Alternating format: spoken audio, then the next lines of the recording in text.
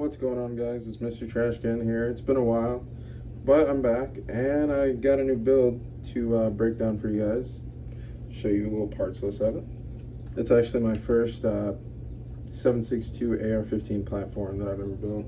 I mean, I've shot a few of them, maybe one or two, but I've never built one from the ground up like this. So I'm excited to get out and put some rounds through it since I haven't been able to.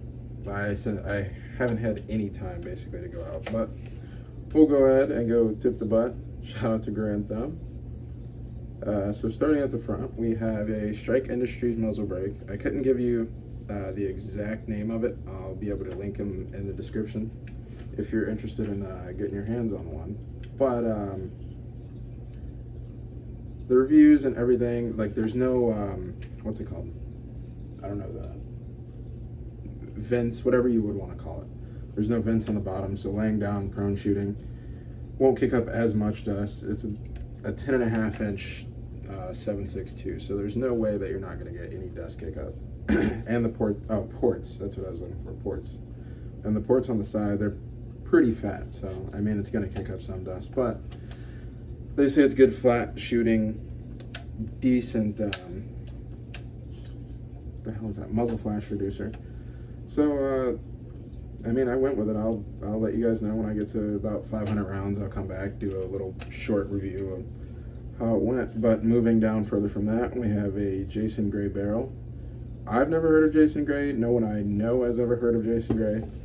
But I went ahead and went with him. I went and looked up his product. He has a wide range of products. He has guns, he has barrels. I think he has gas tubes, gas blocks. Like, he makes a lot of his own parts. So I went and looked at a couple reviews. Everyone said great things. They compare with a Faxon, and Faxon is what I was gonna get. I wanted a 10.5 inch Faxon, but everyone was saying a 6-month wait time, and I was too impatient, as many gun builders. Just didn't want to wait that 6 months. So got Jason Gray. It's a very sturdy barrel. It seems like a very good build. I mean, that's about all I got for it, honestly. I haven't put any rounds through it, so I can't give you too much more than that. But it is rather heavy. It's a little on the heavy side, but I mean, it's a pistol. It's a 10.5 inch pistol. It's not, you can't put much on this rifle to make it actually heavy. So moving down from that, there's a, what is that? CMMG gas tube, Faxon low pro gas block, a Geisley SM4 maybe, I think it is. No, MK4. Geisley MK4. It's a 9.3.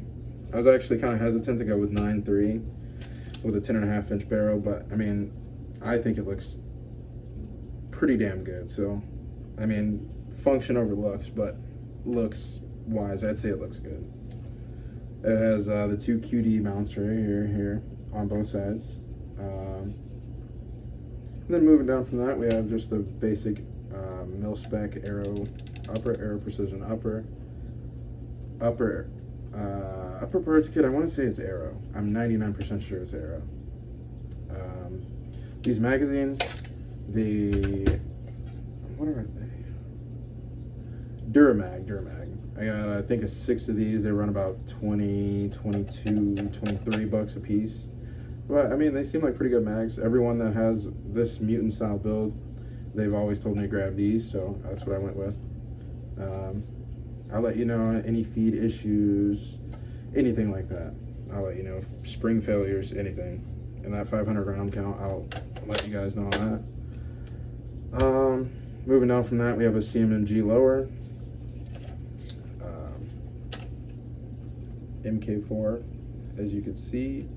CMMG parts kit for the lower.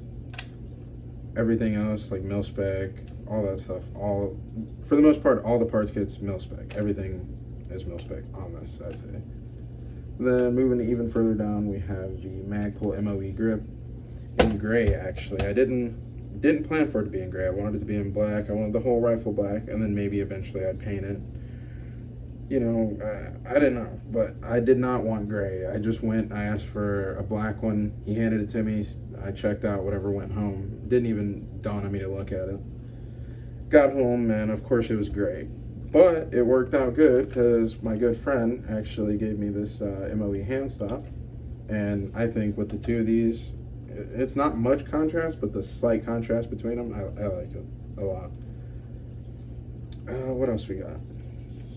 Up top we have only one actually, a Chris rear post. I thought I had both sets because I believe I took them off of a PSA rifle I had not too long ago, but I either misplaced it or lost it or gave it away to someone, whatever it may be. But I only have the rear one, so whenever I get a chance, I'll grab either a full set or I'll grab some kind of Frankenstein and just throw it together real quick. But I say that iron sights are very important because you're out, whatever, apocalypse, whatever it may be, and your optic cracks, you run out of batteries, it just breaks, it falls off. Who knows? But at that point, what are you gonna do? Just look down the rail and try and bore sight someone? Like, what the hell?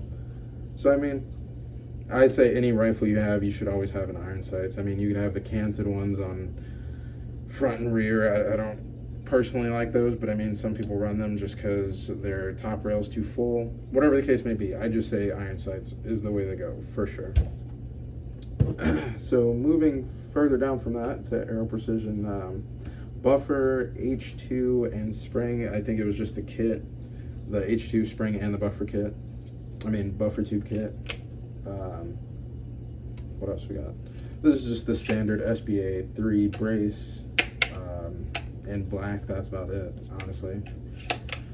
I've never built a pistol with this specific brace. I like that QD mount right there. I like the, well, it's not even that. It's a buffer tube with the 5 position. But, I mean, I hate the pistol aspect of it, but I mean, it works for what it is. What else we got? This Hollow Sun. I've never actually ran Hollow Sun on any of my builds, but all I've heard is good things from them, so I decided why not give it a shot. For the money, they seem like they're pretty damn good for the money.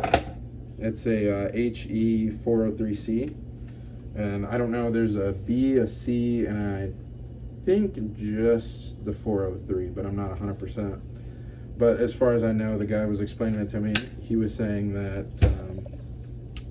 the difference between the C and the B is literally just the solar panel. But like I said, in the apocalyptic oh man, I can't even talk, situation, I'd prefer to have a solar panel just in case. Like, it's not gonna completely keep it charged, but this sight in particular runs off of this, so if it's a low light situation, the battery backs up and it'll make it will work instead of the solar panel. But if you're outside or something like that, it runs solely off the solar panel. And this particular model actually has a few different features that other ones don't have. Like, what else do we have? We have shake to wake. We have auto mode, which is, it will automatically adjust the brightness of your dot. Whether you go outside, it gets really bright, really, really bright. On manual mode, there's 1 through 12 modes on it. I want to say 12, something like that, 1, 10, 12, something like that, modes of brightness. So when you go outside, it automatically boots up to the highest. When you come inside, when I'm messing around with this gun, say it's pitch black in my house and you aim down sight, the dot is so minuscule, but it's like a perfect amount of brightness, but it's really dim. But it auto adjusts pretty damn well. Like, say you're looking down sight and you put this light on it, boom, it gets bright. Take it off the light, boom, it's not. So I like the sight.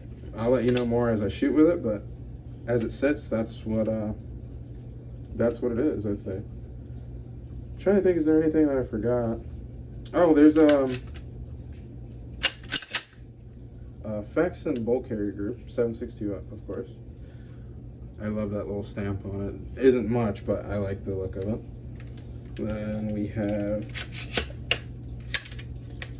I don't even know why I tried to put that up. A Strike Industries charging handle. A lot of people love them, a lot of people hate them. I mean, I personally, I don't have any time on it, so I can't tell you, but people tell me all the time that they're junk and yada yada. I mean, we'll see. I've never put any time on it, so I can't speak on it. But after that 500 round count, we'll have a lot of stuff to break in and let you know.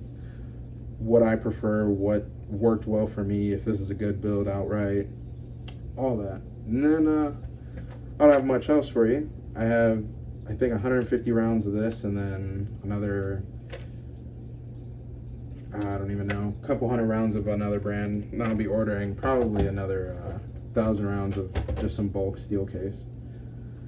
And I'll be running that brass and steel and let you know what functions better, what I didn't like, what the rifle didn't like, yada yada. And that's about it I got for you guys. If you have any questions, obviously feel free to leave them in the comments. Any concerns, anything like that, feel free to let me know. Wow. Niggas always barking on the net, don't even be wild. I get in my car to bless my ass through with a freestyle. Walk him down, this a layup, don't need no rebound. All effects, since a little nigga, this tape be style.